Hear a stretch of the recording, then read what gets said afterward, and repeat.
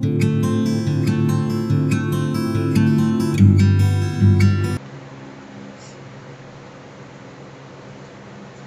Good morning. मेरी आवाज आ रही है आप सभी को? बताएं। हेलो। हेलो। मेरी वॉइस आ रही है आप सभी को? सविता जी। हेलो। मेरी वॉइस आ रही है आप सभी को? Hello. Hello. Good morning sir. Good आ रही है आवाज सर, आ रही है आवाज, आ रही है। Good morning, good morning. Hello. हाँ, हेलो। आ रही है सर आवाज। ओके, एक लोग और कौन जुड़े हैं? नेहा है, चलो बढ़िया है। चलो, तो ठीक है, तो हम लोग अब तो अपनी क्लास में चलते हैं। चलिए, सबसे पहले आप सभी का स्वागत है आपके ई शिक्षा संवाद यूट्यूब चैनल और जूम क्लासेस में, जिसमें हम लोग लाइव क्लासेस लेकर अपने टॉपिक को डिस्कस करते हैं, जो कि एजुकेशन सब्जेक्ट से कोरिलेट होता है आपका।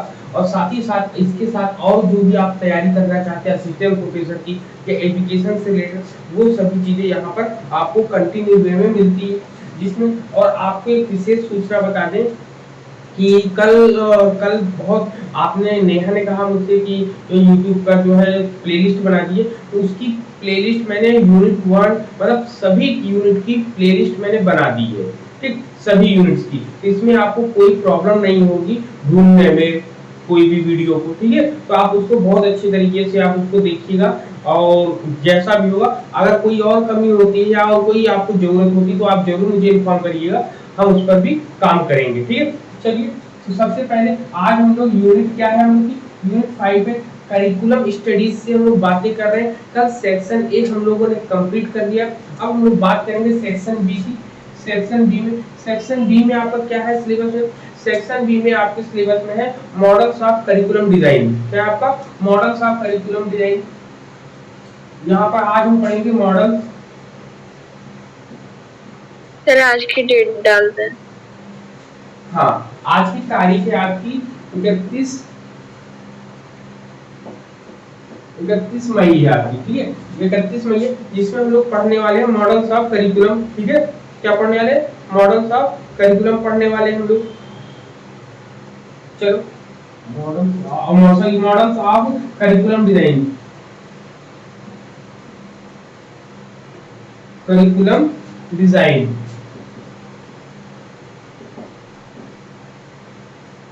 ठीक, मॉडल्स ऑफ करिकुलम डिजाइन हम लोग पढ़ेंगे। तो मॉडल्स ऑफ करिकुलम डिजाइन या होता क्या है कि जब कभी करिकुलम को बनाया जाता है तो बनाने से पहले उसके लिए प्रतिमान होता है। मॉडल्स का मतलब होता है प्रतिमान। प्रतिमान का मतलब होता है कि पहले से उस चीज को बनाओ और उसको कुछ लोगों पर अप्लाई करो, देखो वो काम कर पा रहा है कि नहीं कर पा रहा है। यदि काम कर पा रहा है तो हम लोग उसको आगे प्रोसेस वे में लेंगे, अगर काम नहीं कर पा रहा है तो उसमें संशोधन करेंगे। तो उसकी पूरी जो रूपरेखा बनती है उसी को बोलते हैं मॉडल्स ऑफ करिकुलम डिजाइन। इसके मुख्य पर्पस क्या होते हैं, क्या होते हैं? इसमें कुल मिला के इसके एम्स होते हैं। क्या होता है? एम्स होता है आपका। एम के बाद क्या हो जाएगा? एम के बाद गोल होते हैं आपके। गोल्स होते हैं ना, एम्स होता है, गोल्स होता है, और एक चीज और होता है, एंड ऑब्जेक्टिव्स। ठीक, ये तीन चीजें होती हैं जो कि इंपॉर्टेंट होती है इसके लिए आपकी। ठीक है, इंपॉर्टेंट होती है आपकी इसके लिए मॉडल्स ऑफ करिकुलम डिजाइन के लिए, जिसमें एम होता है, एम्स होते हैं, गोल्स होते हैं, एंड ऑब्जेक्टिव्स होता है आपका। ये तीन चीजें यहाँ पर होती हैं सबसे पहले। फिर इसके बाद ये किससे कोरिलेट होती है आप देख लो। सबसे पहले ये सबकी सब चीजें, सबसे पहले सब्जेक्ट मैटर होता है आपका। क्या होता है? सब्जेक्ट मैटर होता है आपका। सब्जेक्ट मैटर के साथ साथ यहाँ पर जब सब्जेक्ट मैटर होगा तो साथ में इसके इसके कंटिन्यू वे में इसके सामने कौन चलेगा? Learning activity. क्या चलेगी? Learning activity. ठीक है, लर्निंग एक्टिविटीज आपकी चलेगी। ठीक, लर्निंग एक्टिविटीज चलेगी आपकी यहाँ पर। फिर इसके बाद हम इस पे देखेंगे कि इसमें और क्या चीज आता है।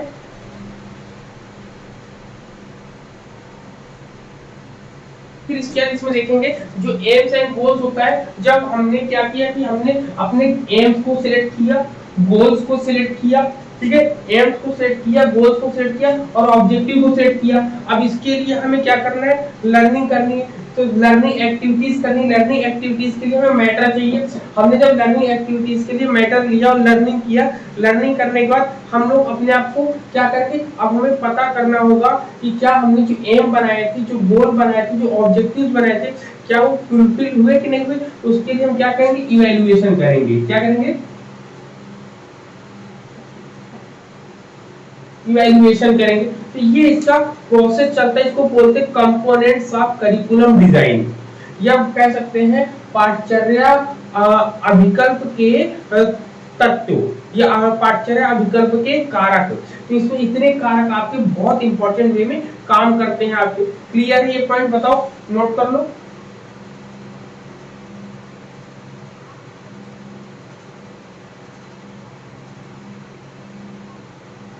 नोट कर लिया? जी सर। हेलो, नोट कर लिया? हाँ सर। नोट कर लिया? हाँ सर। जी सर। चलो चलो, अब बात आती है इसमें जब इतनी चीजें होती हैं तो इसके लिए मॉडल्स अप्रोचेस बताए गए हैं। क्या बताए हैं, इनमें जो है अप्रोचेस बताए गए हैं। क्या क्या अप्रोचेस है, चलो सबसे पहले देखते हैं। सबसे पहला आपका ट्रेडिशनल एंड कंटेम्प्ररी मॉडल है आपका। क्या आपका सबसे पहला ट्रेडिशनल एंड कंटेम्प्ररी मॉडल है आपका है। तो चलो उसको वन बाय वन हम लोग डिस्कस करते हैं, क्या क्या चीजें हम लोगों के लिए आएंगी यहाँ पर। ठीक है, चले हम लोग, चलो इसको साफ कर दें। चलो जी सर। ठीक है, चलो इसको हम लोग साफ किया। अब देखिए हम लोग के सिलेबस में जो है उस सिलेबस को देखते हुए चलेंगे, लेकर चलेंगे, ताकि हम लोगों को वो इजी वे में हम लोग कर सके इसको। तो सबसे पहले आपका आता है मॉडल्स ऑफ करिकुलम डिजाइन। तो मॉडल्स ऑफ करिकुलम डिजाइन में सबसे पहले आपका क्या आता है, ट्रेडिशनल मॉडल।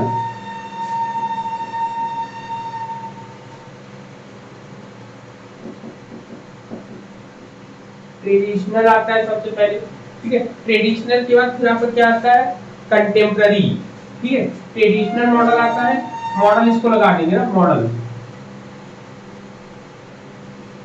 मॉडल की जगह देता है ना, डाल देते हैं। ट्रेडिशनल मॉडल आता है, फिर आपका कौन सा आता है, कंटेम्प्ररी मॉडल आता है।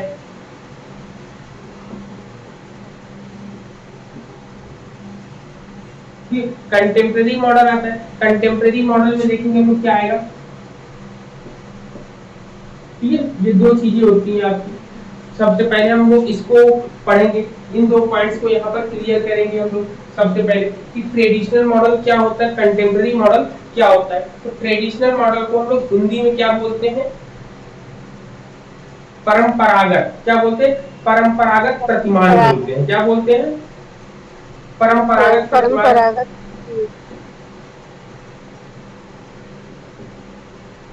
परंपरागत प्रतिमान, अब नाम से ही आपको समझ में आ रहा होगा, एक परंपरागत प्रतिमान है और दूसरा जो है उसका नाम क्या है, समकालीन मॉडल या समकालीन प्रतिमान। समकालीन प्रतिमान है। जब ये दो प्रतिमान आपके सामने आते हैं तो इसको कुल मिला के अब हम इसकी बात करते हैं। तो सबसे पहले अगर इसकी बात करें तो ये मॉडल होता क्या है, इस मॉडल के बारे में जानेंगे। इस मॉडल को किस नाम से जानते हैं हम लोग, अन्य किस नाम से। तो कहते हैं कि इसको सबसे पहले किसने बताया था, ये इसकी बात किसने करी थी। तो इसकी बात बताओ किसने करी थी, किसी को याद है? नहीं सर। क्या बात है, फाउंडर ने राल्फ टायलर। हाँ, पुराने तरीके से जो चलता आ रहा है वो परंपरा। ऐसे मैंने जब हम सिलेबस को पढ़ा रहे थे, सिलेबस को डिस्कस कर रहे थे, तो सिलेबस में भी मैंने पूरी चीजें आपको बता रखी है। अगर हम आपको क्लास नहीं भी पढ़ा पाते हैं तो आप अगर उस क्लास को देख लेंगे ना, उसमें से सब कुछ आपको याद हो जाएगा। तो राल्फ टायलर है आपके। अब राल्फ टेलर ने इसको बताया था, कब बताया था आपने, इन्होंने बताओ, इन्होंने 1949 में बताया था। कब बताया था? 1949 में बताया था। 1949 में क्या बताया था? कहा था basic principle of curriculum and instruction में। ठीक है, इसका एक्सप्लेनेशन ट्रेडिशनल मॉडल को इन्होंने किसमें बताया था? तो इन्होंने बताया था basic principle principles of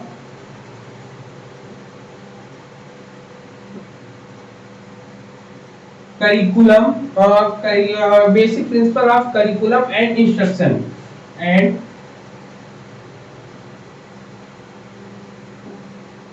instructions की बात करते हैं यहाँ पर।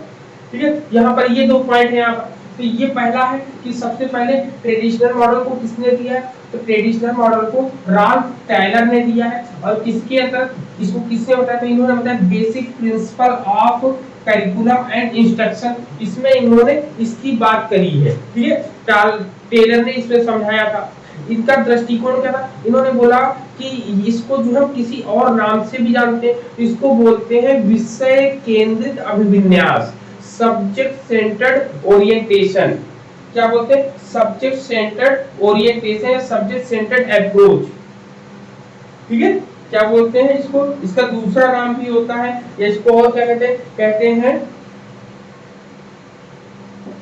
ठीक है, क्या सब्जेक्ट,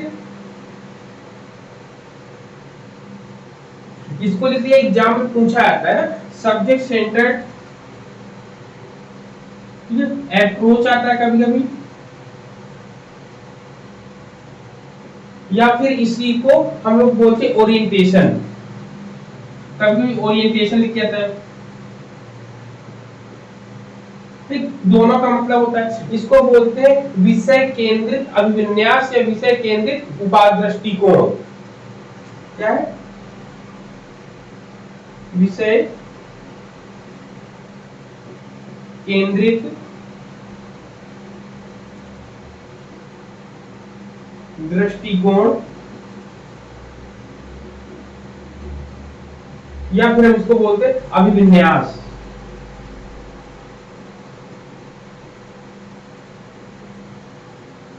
ठीक, अभिविन्यास बोलते हैं। ये आपका यहाँ पर इतने की पॉइंट्स थे।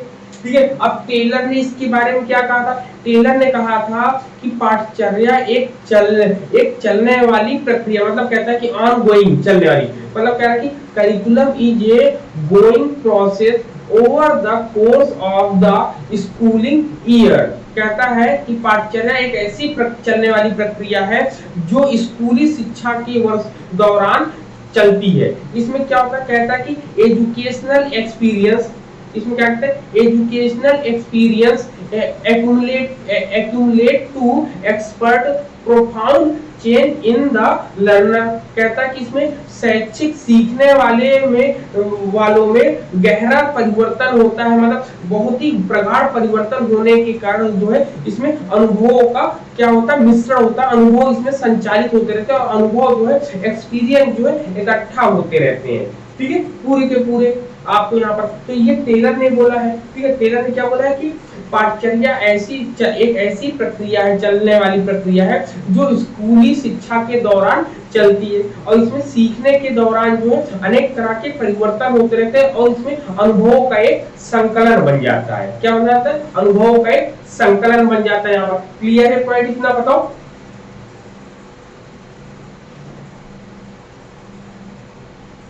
क्लियर है पॉइंट इसमें? जी सर। हाँ, तो इन्होंने करिकुलम को केवल सब्जेक्ट कंटेंट को देखकर बनाने के लिए बताया है। इन्होंने क्या बताया? इन्होंने ये बताया है कि इन्होंने बताया सब्जेक्ट कंटेंट को देखकर बता रहे हैं। उन्होंने बोला है सब्जेक्ट, ठीक है, कह रहे कि सब्जेक्ट कंटेंट को देखकर, सब्जेक्ट कंटेंट को देखकर, सब्जेक्ट कंटेंट को देखकर, सब्जेक्ट कंटेंट को देखकर करिकुलम को बनाने के लिए ये बोलते हैं। बनाने के लिए बोलते हैं। जब सब्जेक्ट कंटेंट को देखकर यहाँ पर बोलते हैं, इसी चीज को सब्जेक्ट सेंटर्ड बोला गया। ये याद रखिएगा, ये क्वेश्चन आता है कि कौन सा करिकुलम मॉडल जो है सब्जेक्ट सेंटर्ड या सब्जेक्ट ओरिएंटेड होता है, ठीक है, या सब ये आपका ओरिएंटेशन सब्जेक्ट सेंटर्ड ओरिएंटेशन के रूप में आता है। तो ऐसे क्वेश्चन आपसे पूछे जाएंगे, तो आप इसमें बता सकते हो कि जब इन्होंने सब्जेक्ट कंटेंट को देखकर बताने की बात करी तो इन्होंने कुछ स्टेप बताए, कुछ प्रोसेस बताए, ठीक है। सबसे पहले इसमें 4 पॉइंट बताए थे, कौन कौन से थे बताओ, किसी को याद है? 4 पॉइंट कौन कौन से थे बताओ। हेलो, आवाज आ रही?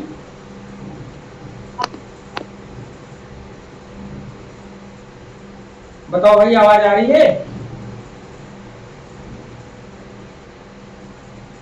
जी सर। हाँ, तो इसमें बताओ सबसे पहले क्या बताया था?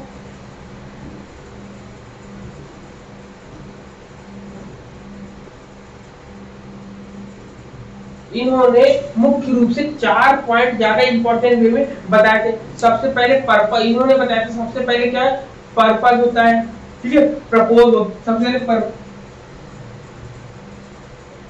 पर्पस होता है, पहला पॉइंट। दूसरा पॉइंट, सबसे पहले अपने पर्पस को आप सेट करो, आपका पर्पस क्या है। दूसरा कहते हैं सिलेक्शन या सेलेक्ट करेंगे। तीसरे में उन्होंने क्या बोला, तीसरे पॉइंट में बोला ऑर्गेनाइज करेंगे हम, ऑर्गेनाइज करेंगे। चौथा पॉइंट आपसे क्या होगा, चौथे पॉइंट में जब हम जाएंगे, चौथे पॉइंट में जब ऑर्गेनाइज कर देंगे उसके बाद इवैल्यूएट करने की बात बोलते हैं। क्या बोलते हैं? इवैल्यूएट करने की बात ये बोलते हैं, ठीक है। क्या बोलते हैं? इवैल्यूएट करने की बात ये बोलते हैं। क्लियर? इतना पॉइंट बताओ।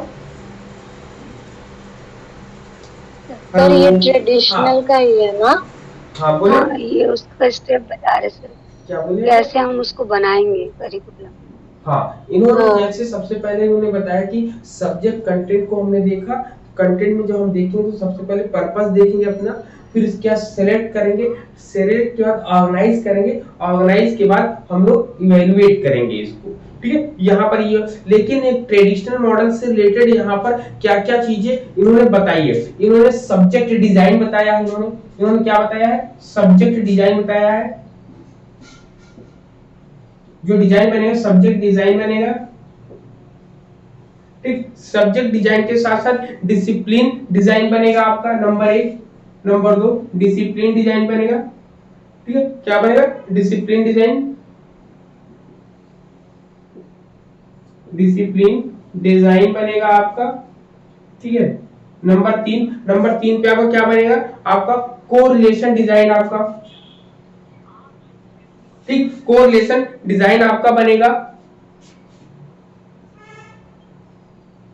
कोरिलेशन डिजाइन आपका बनेगा, ठीक। और चौथा जो बनेगा आपका, चौथा बनेगा broad field design,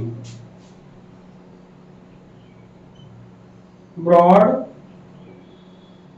field design, ठीक। ब्रॉड फील्ड डिजाइन बनेगा आपका। क्लियर है पॉइंट? बताओ।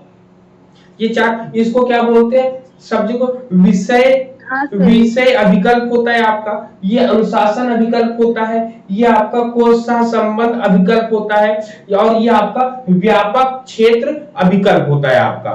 क्लियर? ये 3 पॉइंट आपको क्लियर है सब सभी को? जी सर। जी सर। यहाँ पर ये चीजें एग्जाम में पूछा कैसे आएगा, एग्जाम में यही पूछे जाते हैं कि ये जितनी चीजें बताई सबसे ज्यादा इंपॉर्टेंट ये आ चुका है ना। अब इसमें पूछते हैं इसके अप्रोचेस में क्या क्या होती है, तो आप बता सकते हैं इसमें टीचिंग, इसमें ट्रेडिशनल मेथड ऑफ टीचिंग का जो प्रोसेस होता है पुरानी परंपराओं को लेकर यहाँ जोड़ने का बात करते हैं। भाई ट्रेडिशनल मोड में कह रहा है तो यहाँ पर जो भी अध्यापक जाएगा टीचिंग जो करेगा वो पुराने तरीकों से करेगा, तो उसमें क्या करेगा, सबसे पहले अपने पर्पस को देखेगा, सेलेक्ट करेगा क्या चीज पढ़ाना है, फिर ऑर्गेनाइज करेगा, फिर इवैल्यूएट करेगा। मतलब कहता है कि मतलब कहता है कि the technique of teaching are not changing. यहाँ पर शिक्षण की तकनीकों में बदलाव नहीं किया जाता है। इसमें कहते हैं कि इसमें शिक्षण की पुरानी और सामान्य रणनीतियों द्वारा शिक्षार्थियों को सिखाने पर ध्यान केंद्रित किया जाए। यहाँ पर स्टूडेंट ओरिएंटेड नहीं, सब्जेक्ट सेंटर्ड होता है। याद रखिए, सब्जेक्ट सेंटर्ड होता है कि हमें विषय वस्तुओं को पढ़ाना है, नए तरीके नहीं, पुराने तरीकों से ही, पारंपरिक तरीकों से जैसे आज चला आ रहा है वैसे ही सिखाने की बात करते हैं यहाँ पर। Clear point? ठीक, अब इतना पॉइंट क्लियर होगा। तो अब हम लोग बात करें कंटेम्प्रेरी की। इसका स्क्रीनशॉट ले लो तो कंटेम्प्रेरी हम पढ़ा लें। ठीक, इसका स्क्रीनशॉट ले लो तो कंटेम्प्रेरी हम पढ़ा दें। हाँ ले लिया? चलो आगे चलते हैं। चलो, हाँ सर ले लिए। ओके ओके, चलो अब कंटेम्प्रेरी पर चलते हैं।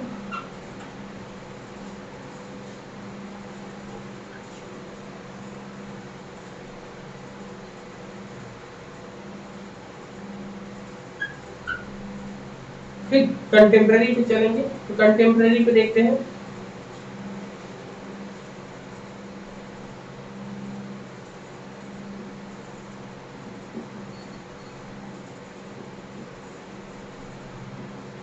कंटेम्प्रेरी मॉडल की अगर हम बात करेंगे तो समकालीन मॉडल इसको बोलते, क्या बोलते? समकालीन प्रतिमान। समकालीन प्रतिमान होता है। अब समकालीन का मतलब होता है जो वर्तमान समय में चल रहा हो। हाँ बोलिए सर, इसको तो सक्षमता आधारित कहेंगे ना। वो समकालीन तो सक्षमता आधारित, वो कोई कहा जाएगा जो जिसको आप सक्षमता आधारित बोल रहे हो वो कॉम्पिटेंसी मॉडल है आपका। हाँ, इसी में कंफ्यूजन रहता है। हाँ, कंटेम्प्रेरी मॉडल या कंटेम्प्रेरी फिलॉसफी हम लोग पढ़ते हैं। कंटेम्प्रेरी फिलॉसफी, तो इससे याद रखिए समकालीन दर्शन के बारे में जब पढ़ते हैं तो उसको कंटेम्प्रेरी बोलते हैं आप। हाँ सर क्लियर हो। ठीक, चलो तो अब बात क्या होती है इसमें?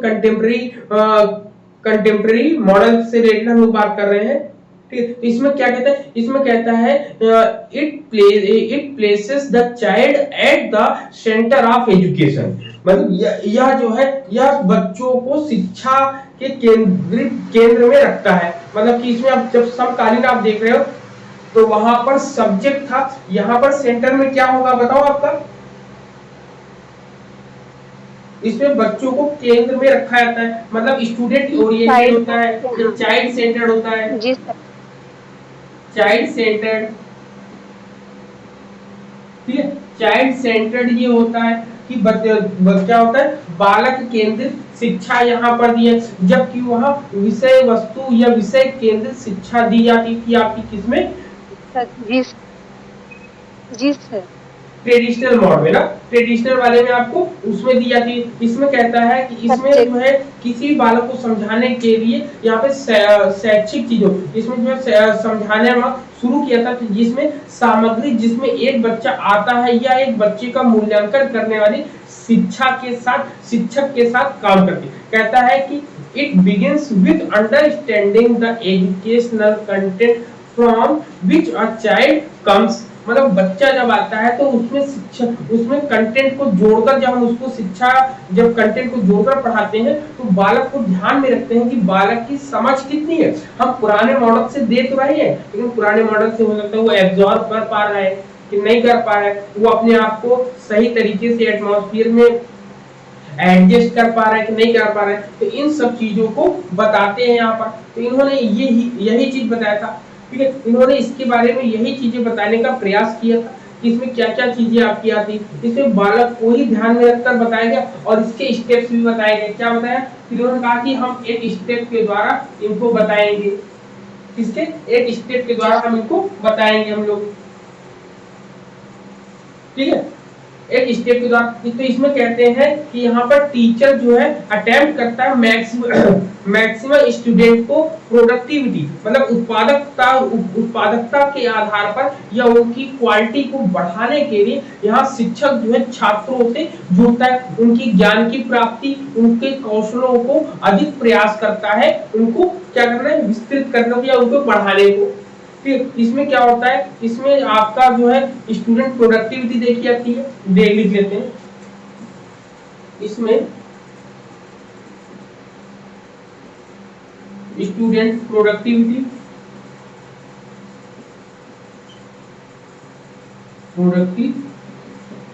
देखी जाती है। फिर दूसरा पॉइंट इसमें स्टूडेंट प्रोडक्टिविटी दे और नॉलेज एक्विजिशन दिखाता है। फिर नॉलेज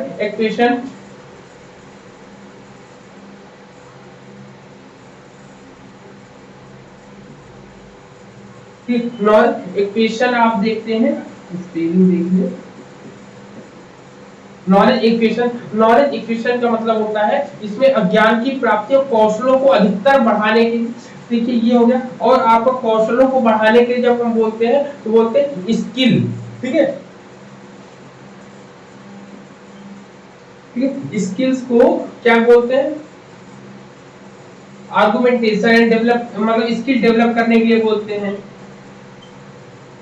स्किल डेवलप करने के लिए बोलते हैं। तो ये कंटेम्पररी फिलॉसफी के अंतर्गत आपका आता है। समझ में आ रहा है? इतने पॉइंट बताओ, इतने पॉइंट्स आपको समझ में आए? सर जी सर नॉलेज एक्विजिशन का आपने क्या कहा था? किसका? सर नॉलेज एक्विजिशन सेकंड वाला पॉइंट। हाँ, नॉलेज एक्विजिशन की ज्ञान की प्राप्ति, इसको बोलेंगे ज्ञान प्राप्ति।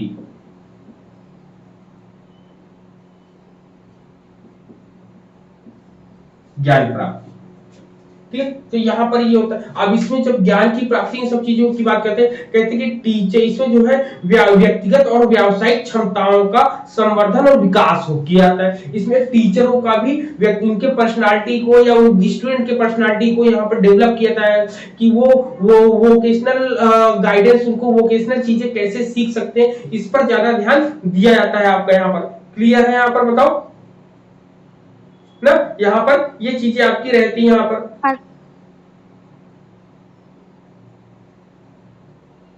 चल, गर्मी बहुत ज्यादा है इस समय, कल बहुत ज्यादा थी, आज भी बहुत ज्यादा ही गर्मी है ना, टेम्परेचर जो कम नहीं हो रहा है। और कल नेहा क्लास में नहीं आई थी, क्यों भाई? यूट्यूब वाले में? जी सर, हाँ कल क्लास 8:30 की बात कर रहे हैं। बताओ भाई। हाँ सर प्रेजेंट टाइम में थोड़ा सा बिजी चल रहा है, इसी वजह से नहीं हो पा रहा है। नहीं तो अब वही दिक्कत करें ना कि अब इसको क्या करेंगे, अब इसका जब कोई नहीं आता तो उसको दूसरे तरीके से सॉल्व कर, या तो रिकॉर्डेड अब डाला करेंगे ना, क्योंकि मेरे टाइम भी मेरा खराब होता है और कोई आता भी नहीं तो कोई मतलब नहीं बन पाता है। चलो फिर क्या हम लोग देखेंगे, इसके स्टेप्स को देखेंगे। क्या देखेंगे? स्टेप्स को देखेंगे। इन्होंने स्टेप्स क्या क्या बताए, तो कितने स्टेप्स बताए इन्होंने? कुल मिला के आपके 5 स्टेप्स बताए हैं, 5 या 6 स्टेप है। 6 स्टेप पे देखो, सबसे पहले कहता है नीड एनालिसिस आता है आपको सबसे पहले। नीड एनालिसिस, हाँ सबसे पहले नीड्स एनालिसिस, नीड एनालिसिस आता है नंबर 1 पर। नंबर 2 पे हम बात करेंगे तो नंबर 2 पे ऑब्जेक्टिव्स आते हैं। क्या आता है आपका? नंबर 2 पे ऑब्जेक्टिव्स आता है, ठीक, ऑब्जेक्टिव्स आता है। नंबर 3 पर अगर हम बात करेंगे, नंबर 3 पे आपका कंटेंट आएगा, आपका कंटेंट्स आता है। नंबर 4 पे हम लोग बात करेंगे तो 4 पे अब क्या आएगा? इम्प्लीमेंटेशन आएगा।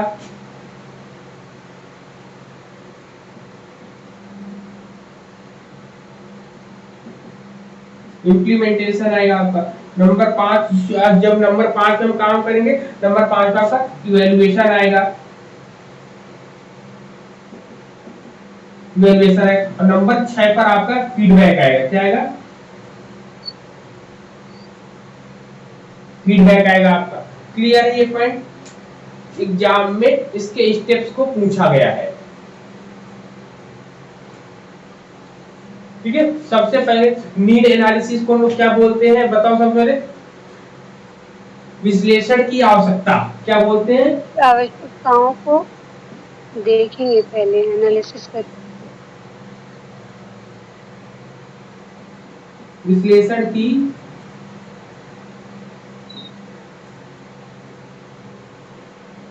आवश्यकता। ठीक है, दूसरा ऑब्जेक्टिव्स का मतलब क्या होता है? उद्देश्य तैयार करना।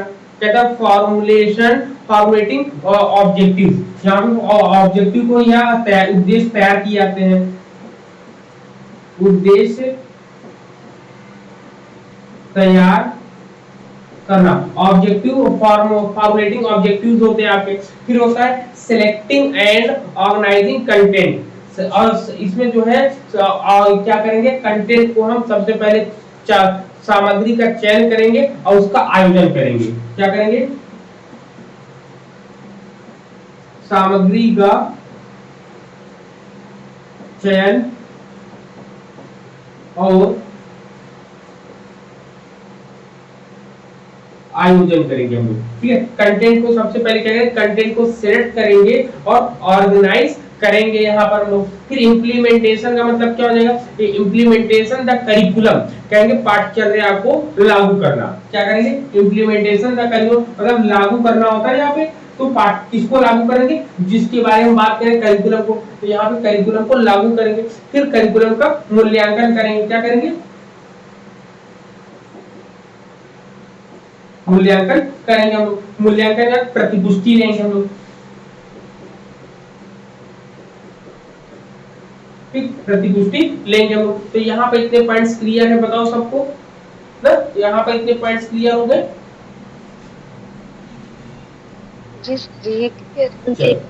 अब नेक्स्ट आता है कॉम्पिटेंसी बेस्ड मॉडल आता है। क्या आता है? कॉम्पिटेंसी बेस्ड मॉडल आपका आता है इसमें। इसके बाद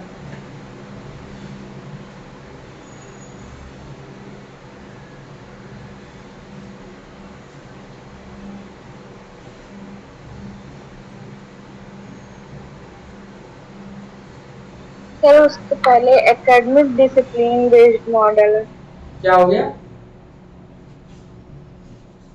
सर उसके पहले एकेडमिक बेस्ड मॉडल है। उसके नहीं, ये इसी के अंदर दिया है ना आप। हाँ, एकेडमिक बेस्ड मॉडल ना, दोबारा बताते हैं अभी जी।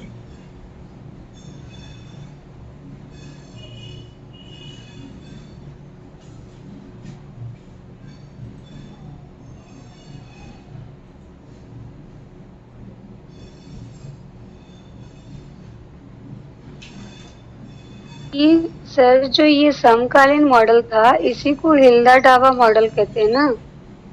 हिल्डा टाबा मॉडल समकालीन मॉडल को ऐसा कहीं पढ़ा तो नहीं है, अगर कहीं पढ़ा हो तो भेजिएगा। तो ग्रास रूट मॉडल कहते हैं, ग्रास रूट मॉडल। आधारित प्रतिमान होता है वो तो अभी कंटेम्प्रेरी मॉडल को, समकालीन मॉडल को और कोई नाम से तो मैंने नहीं जानते, ना लिखा है मैंने कहीं ऐसा कि पढ़ते समय। अगर आप जैसे जब सुजाता मैडम पढ़ा रही थी तब उन्होंने ट्रेडिशनल मॉडल को दो भागों में बांटा। पढ़ेंगे, लेकिन उससे पहले हम लोग कंटेम्प्रेरी मॉडल को पढ़ लेते, क्योंकि हम लोगों ने सबसे पहले स्टेप बाय स्टेप चल रहे ना। सबसे पहले हमने ट्रेडिशनल पढ़ा, फिर कंटेम्प्रेरी पढ़ा, तो वो फिर हम लोगों ने कंटेम्प्रेरी पढ़ लिया। कंटेम्प्रेरी के बाद हम लोग क्या पढ़ेंगे, नेक्स्ट वाला जो आपका आता है उसमें कंटेम्प्रेरी के बाद आपने कौन सा सक्षमता आधारित कौन सा मॉडल था आपका? तो चलो कंटेम्प्रेरी के बाद जो है जो कंटेम्प्रेरी मॉडल के अंतर्गत ही ये सब आएंगे। एकेडमिक और डिसिप्लिन बेस्ड मॉडल हम लोग पढ़ते हैं। चलो इसी को पढ़ लेते हैं। जी सर। सर कंटेम्प्रेरी मॉडल के मतलब फाउंडर कौन है? फाउंडर नहीं है इसमें ना। कंटेम्प्रेरी बहुत से लोगों ने मिलकर दिया है, किसी एक व्यक्ति ने नहीं। फिर भी इसको देखेंगे, सर्च करेंगे, शायद किसी का नाम मिल जाए हम लोगों को। चलो अब हम लोग देखते हैं next academic discipline based model. क्या है? Academic discipline based model.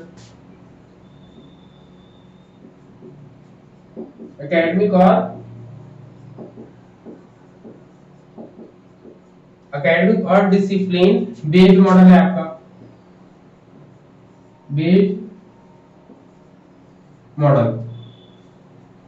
ठीक, ये है आपका, जिसको बोलते हैं शैक्षणिक अनुशासन आधारित प्रतिमान। शैक्षणिक अनुशासन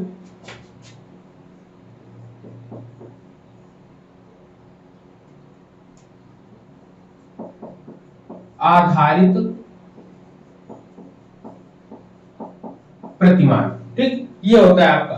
तो इसमें क्या होता है, इसमें आपकी सबसे पहले इसमें कहता है कि a model of curriculum in which content is divided into separate and distinct subject और discipline such as language, science, math and social studies. मतलब इस पाठचर्या का जो है, पाठचर्या का मॉडल जिसमें सामग्री को अलग अलग किया जाता है। तो याद रखना इसका की पॉइंट्स क्या बन रहा है, इसके पॉइंट्स में बन रहा है कि कंटेंट को डिवाइड किया जाता है। क्या किया जाता है कि यहाँ पर कंटेंट जो होता है उसको डिवाइड करने के बाद कह रहे कि यहाँ पे जो कंटेंट होगा, कंटेंट को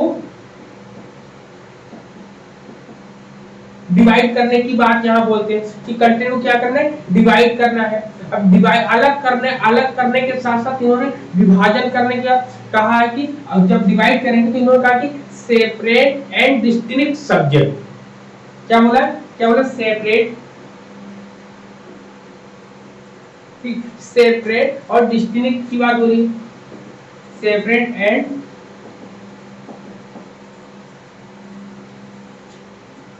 डिस्टिंक्ट की बात बोलती है। सेपरेट में इसको जो है सब्जेक्ट को अलग अलग और एक विशेष भागों में बांटा गया। जैसे इन्होंने एग्जांपल दिया, इन्होंने जैसे दिया लैंग्वेज, क्या हुआ, लैंग्वेज वाली अलग होना चाहिए। फिर लैंग्वेज का इन्होंने कहा कि साइंस का है तो साइंस के लिए अलग होना चाहिए,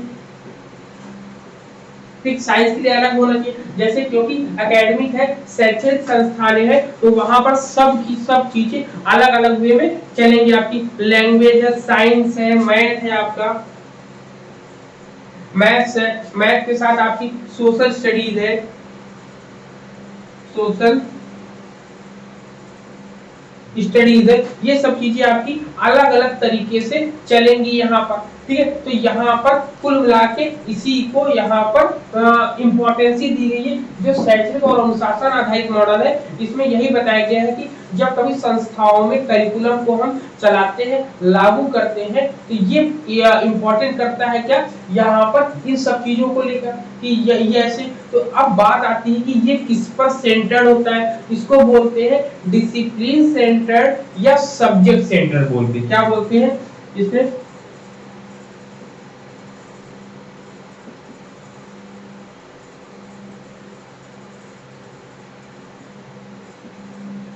डिसिप्लिन सेंटर्ड और सब्जेक्ट सेंटर्ड।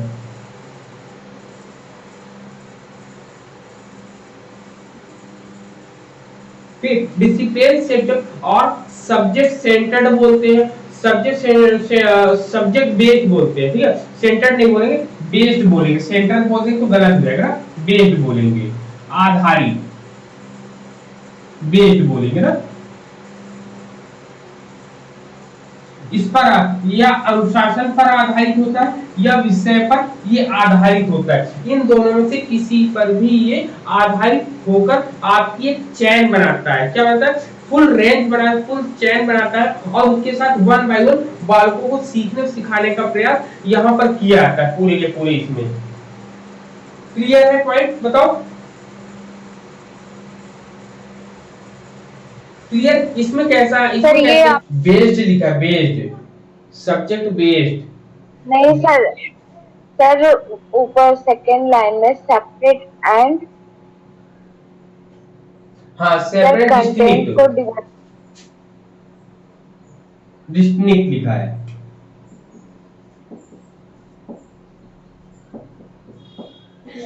ठीक, सब्जेक्ट एंड डिस्ट्रिक्ट की बात करते हैं यहाँ पर।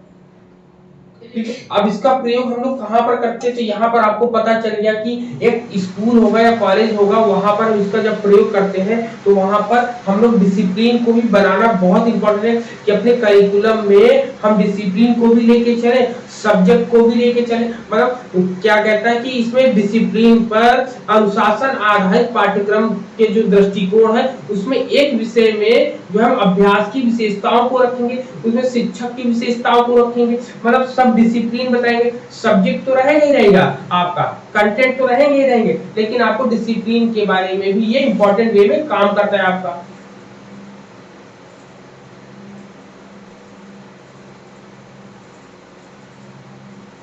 क्लियर है पॉइंट? बताओ, यहाँ तक क्लियर है आपका? अब इसके लाभ क्या होते हैं, इस तरीके के मॉडल को यूज करने से लाभ क्या होता है, इसमें क्या होता है कि activities for all types of learner, इसमें सभी प्रकार के शिक्षार्थियों की गतिविधियों को शामिल हम कर सकते हैं, बड़ी आसानी से कर सकते हैं। फिर कहते हैं एक्सप्लोरेशन, लिखते रहिएगा। पहले पॉइंट में इसकी एक्टिविटीज क्या होती है कि यहाँ पर सभी विद्यार्थियों को एक साथ लेकर हम आ सकते हैं, गतिविधियों को ले सकते हैं। फिर कहती है exploration of new academic topics and field of study, इसमें नए शैक्षणिक विषयों और अध्ययन के क्षेत्रों की खोज करी जाती है। एक्सप्लोरेशन होता है, एक्सप्लोरेशन में होता है कि कोई नई चीजें आपके सामने आ रही है, उनको आप अपने टॉपिक में, अपने सिलेबस में आप दिन ब दिन आप जोड़ते चले जाते हैं। जैसे आप देख रहे हो कि हम लोग कोई नई चीज आती है तो हम लोग अपने सिलेबस में ऐड करते चले जाते हैं। ठीक है, फिर इसमें कहते हैं ब्लेंडेड लर्निंग मॉडल्स इसमें प्रयोग किया जाता है। ये पॉइंट लिख लो ब्लेंडेड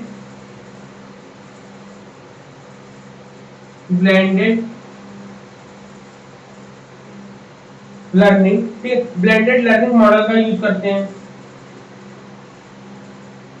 ठीक, ब्लेंडेड लर्निंग मॉडल का यूज करते हैं हम लोग।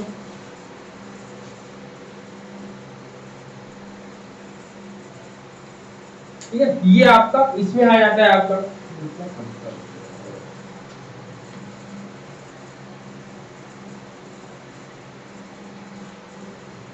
ठीक है, इतनी चीजें क्लियर हो गई। बताओ यहाँ पर एकेडमिक और डिसिप्लिन मॉडल में कि क्या चीजें होती है इसमें। अब आते हैं कॉम्पिटेंसी बेस्ड मॉडल में। हम लोग पढ़ते हैं, क्या पढ़ते हैं, कॉम्पिटेंसी बेस्ड मॉडल पढ़ेंगे हम लोग। साफ करें इसको।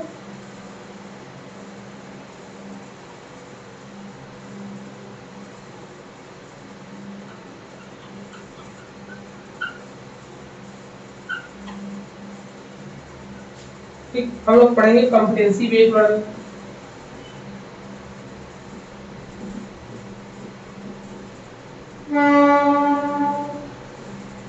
बेस्ड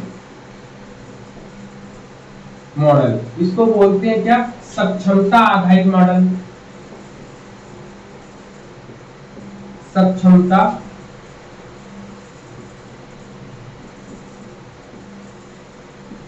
आधारित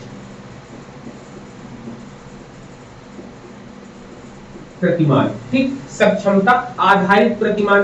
ठीक, ये इसी को बोलते हैं योग्यता आधारित प्रतिमान। इसी को क्या बोल देते हैं हम लोग, योग्यता।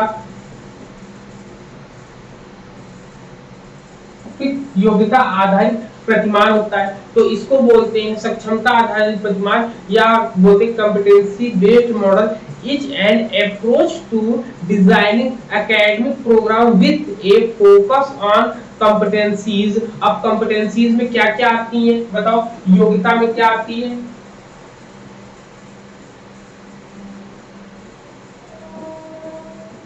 कॉम्पिटेंसीज में क्या क्या चीज आएंगी, तो उसकी स्किल्स आएंगी क्या क्या? सबसे पहले आपका क्या आएगा, आपका नॉलेज आएगा।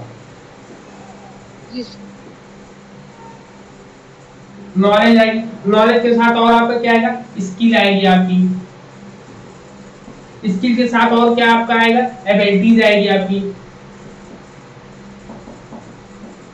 एबिलिटीज आएगी। तो ये तीन चीजें सबसे ज्यादा आती किसी के, और क्या होता है, किसी की कॉम्पिटेंसीज को या किसी की क्षमता को मापने के लिए, समझने के लिए।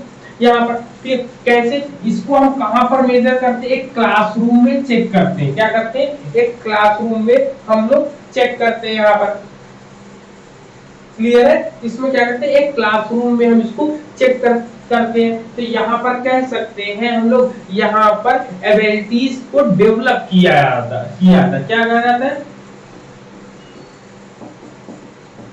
एबिलिटीज को डेवलप करते हैं। इस मॉडल के अनुसार हम लोग किसी की योग्यता या दक्षता को हम लोग उसको बढ़ाने की बात करते हैं। ठीक है, एबिलिटी को बढ़ाने की बात करते हैं यहाँ पर। फिर इसके बाद और क्या होता है दूसरे पॉइंट में, फिर इसका डेमोन्स्ट्रेट करते हैं। डेमोन्स्ट्रेट का मतलब होता है कई क्षेत्रों में फैलाने का बात करते हैं, डेमोन्स्ट्रेशन कहते हैं ना, डेमोन्स्ट्रेट लिख लो।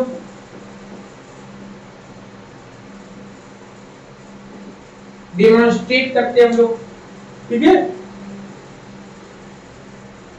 क्लियर है इतना पॉइंट? चलो लिखो इतना।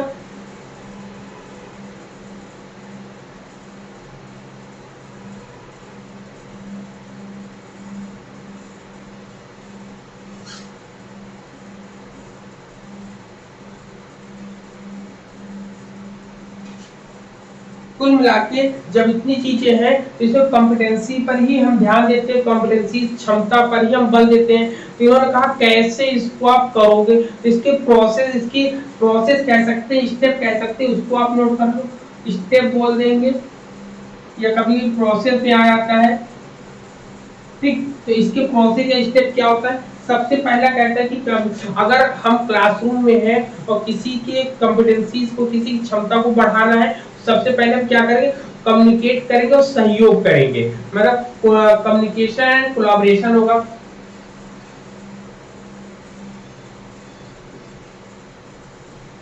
कम्युनिकेशन एंड, ठीक है, कम्युनिकेशन एंड कोलैबोरेशन, कोलैबोरेशन होता है आपका पहला। फिर दूसरा क्या होता है, तो इसी को हिंदी में क्या लिखेंगे? संचार और सहयोग, संप्रेषण और सहयोग।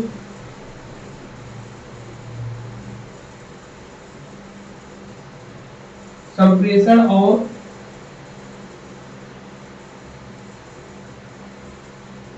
सहयोग की बात होगी। फिर दूसरे पॉइंट में क्या आएगा? जब हम इतना कर देंगे तो फिर कहेंगे critical thinking and problem solving करेंगे। हम लोग क्या करेंगे? Critical thinking and problem solving की बात होती है। मतलब कि यहाँ पर क्रिटिकल को क्या बोलते हैं? क्रिटिकल को हिंदी में क्या बोलेंगे? तार्किक चिंतन, तार्किक चिंतन, ठीक है, तार्किक चिंतन और समस्या समाधान और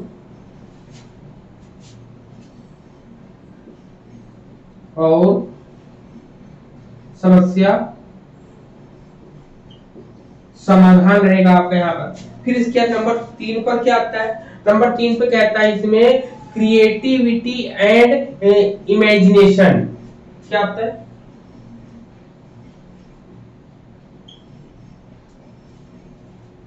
ठीक है, क्रिएटिविटी एंड इमेजिनेशन।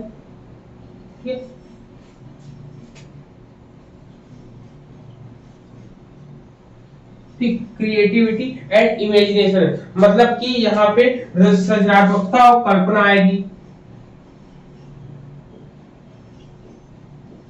सृजनात्मकता और कल्पना, ये दो चीजें आपकी आ जाएंगी यहाँ पर। ठीक, सृजनात्मकता और कल्पना यहाँ पर आपकी आ जाएगी। फिर इसके क्या क्या है? सिटीजनशिप आता है। इसके बाद क्या आता है? सिटीजनशिप।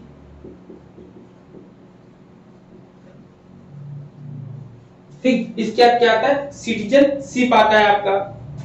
ठीक, सिटीजनशिप में से होता है नागरिकता।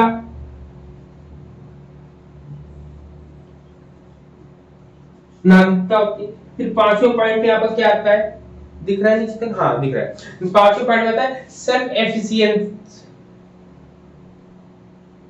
सेल्फ एफिशिएंसी, देखिए पढ़िए क्या है सेल्फ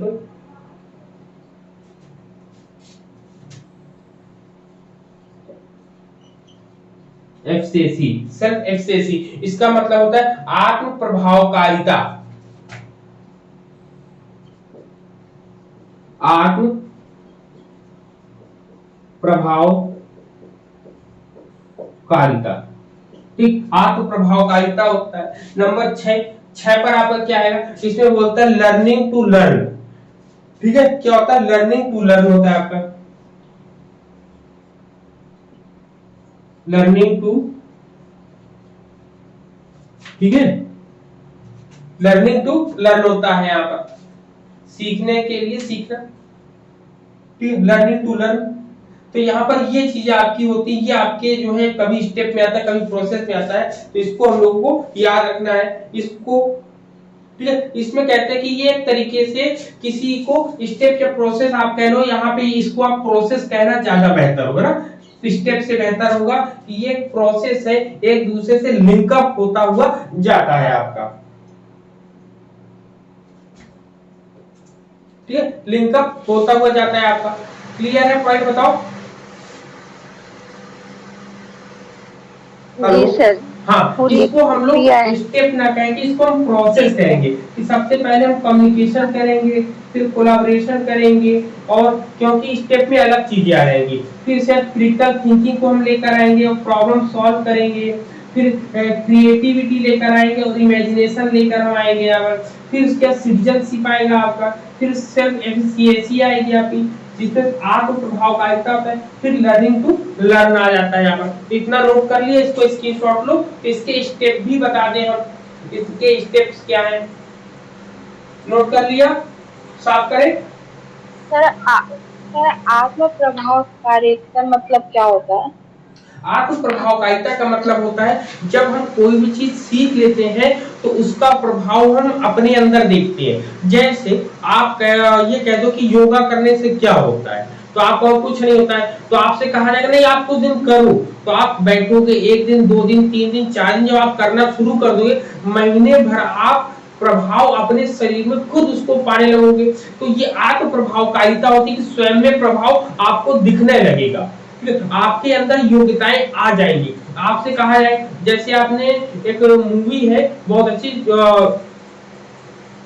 उसमें जिसमें जो है एक छोटा सा लड़का रहता है, वो कुंफू सीखने आता है, तो वो अपने स्कूल में मार खाता है, तो अपने टीचर से सीखता है, तो उसका टीचर डेली कहता है कि जैकेट उठाओ टांगो, जैकेट उठाओ टांगो, तो उसकी हैबिट में ये चीजें आ जाती है। जब वो फाइट करने आता है तो उसको झुकने और खड़े होने में कोई प्रॉब्लम नहीं होती, और स्माइलिंग, याद रखिए जो फाइटिंग होती है उसमें फेस के इंप्रेशन को भी देखा जाता है, मेजर किया जाता है, तो वो सब चीजें जो है काफी इंपॉर्टेंट वे में काम करती है। तो धीरे धीरे लड़की को खराब लगता था शुरुआत में कि बताओ हम सीखने आते हैं फाइट, वहाँ पे जो कराटे सीखने आते हैं, लेकिन वो हमें जैकेट उठाकर टांगना केवल सिखा रहे हैं, तो लड़की को बड़ी खिसियाट आ रही, लेकिन कुछ दिन बाद उसको वही पता चलता है कि वो भी एक बहुत ही महत्वपूर्ण कार्य था जो कि अपनी लाइफ में उसने यूज किया था। तो वैसे ही आपका आत्म प्रभावकारिता है यहाँ पर।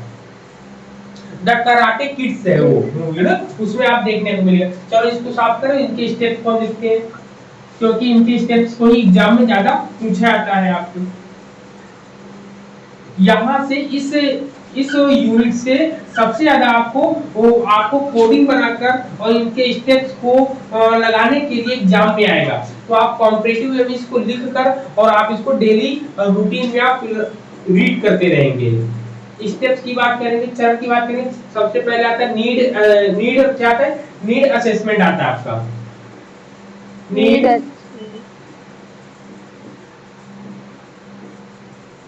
असेसमेंट आता है आपका, ठीक है, सबसे पहले। दूसरे पॉइंट पे आता है पॉलिसी फॉर्मुलेशन, क्या होता है पॉलिसी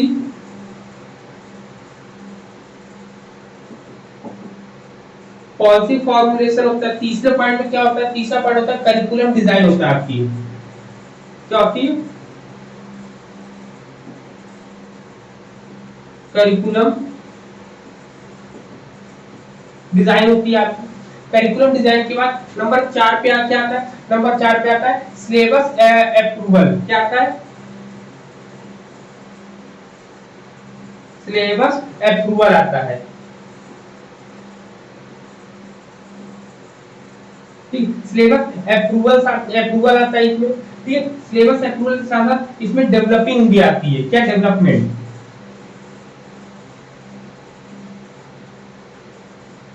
ठीक, डेवलपमेंट आता है। फिर नंबर 5 की बात हम करेंगे। नंबर 5 क्या आता है? Development of curriculum support material आता है। क्या आता है?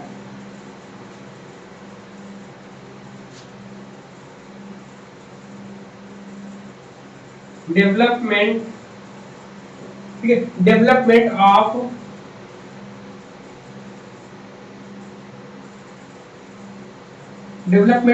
Curriculum support. ठीक, डेवलपमेंट ऑफ सपोर्ट मटेरियल्स आते हैं आपके। ठीक, मटेरियल्स आता है आपका। फिर नंबर 6 पर क्या आता है? नंबर 6 पे आपका आता है इम्प्लीमेंटेशन आपका आता है।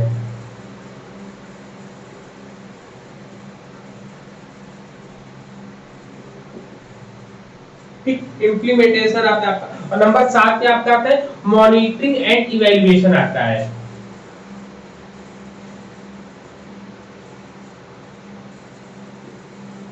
मॉनिटरिंग एंड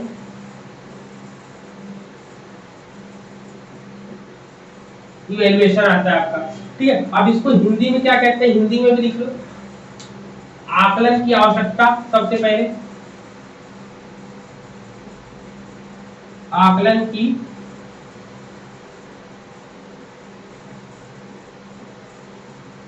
आवश्यकता है पहला। दूसरा क्या है? पॉलिसी फॉर्मुलेशन, नीति निर्माण या नीति का निर्माण।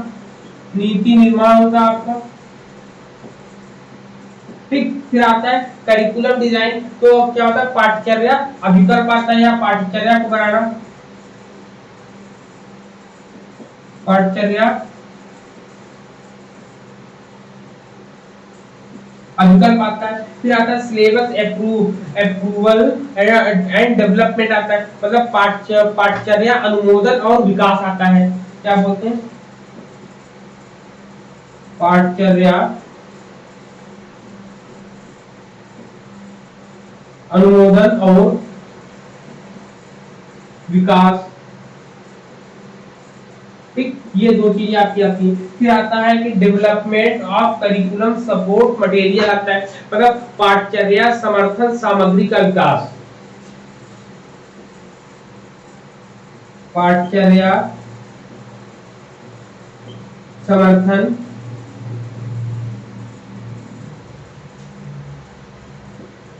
सामग्री का विकास आ गया आपका। फिर इम्प्लीमेंटेशन में क्या होता है आपका? क्रियान्वयन या कार्यान्वयन।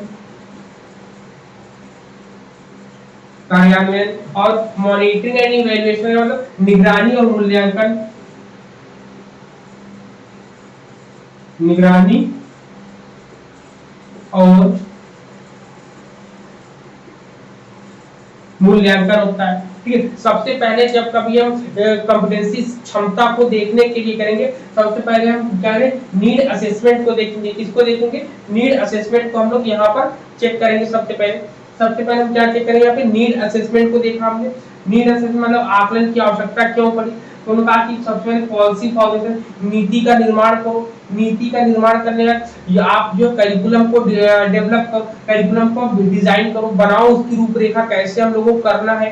फिर उसमें कहते हैं जो आपने रूपरेखा बनाई है अब जाके अप्रूव कराओ। अप्रूव का मतलब होता है उसको मान्यता दिलाओ कि भाई 2-4 लोगों से पूछो, हाँ ये सही है, हाँ ये सही है। वो पूरा देखेगा और बताएगा, उसका आपका वो अप्रूव होगा और उसका डेवलपमेंट भी वो करेंगे कि उसमें जो कमियां होंगी उसको आगे बढ़ा देंगे। फिर उसमें जो है उससे रिलेटेड आपका कहते हैं डेवलपमेंट ऑफ करिकुलम। उसमें कहते हैं पाठ्यचर्या का इन्होंने क्या किया है? हाँ, development of curriculum support material, मतलब पाठचर्या के समर्थन के लिए जो सामग्री था उनका जो है इन्होंने डेवलप किया, विकास किया है। जो सहायक जो है सामग्री थी उनका इन्होंने बताया यहाँ पर। फिर कहते हैं कि अब इसको लागू कर दीजिए, लागू करने के बाद इसमें निगरानी और मूल्यांकन कराया जाता है। तो ये आपकी क्षमता या कॉम्पिटेंसी बेस्ड मॉडल का स्टेप है आपका, जो कि एग्जाम में काफी पूछा जाता है आपके पॉइंट का। क्लियर है इतना पॉइंट? बताओ सभी को। जी सर। हाँ चलो, अब इतना हो गया। अब हम लोग शाम की क्लास में इसकी आगे की चीजों को पढ़ेंगे ना। हाँ बोलिए, क्या बोल रहे हैं, बोले। हाँ, अगर और ज्यादा करेंगे तो मिक्स हो जाएगा पूरा। हाँ हाँ ठीक है। यहाँ पर अब इसके आगे, हाँ अब इसके आगे हम लोग इवनिंग वाली जब क्लास होगी तो उसमें social function and activities models के बारे में या सोशल रिकंस्ट्रक्शन जो है उसके बारे में हम लोग पढ़ेंगे यहाँ पर ना, क्योंकि इसमें मॉडल्स ज्यादा है आपके। जी पूरे टोटल 8 मॉडल है सर। हाँ, 8 9 ये वाले में सिर्फ टोटल मॉडल है इसमें ना, तो इसके मॉडल्स को हम लोग डिस्कस करेंगे। चलो अब नेक्स्ट क्लास हम लोग की इवनिंग में होगी, ठीक है। चलिए तब तक के लिए सभी को थैंक यू, गुड डे, जय हिंद सभी।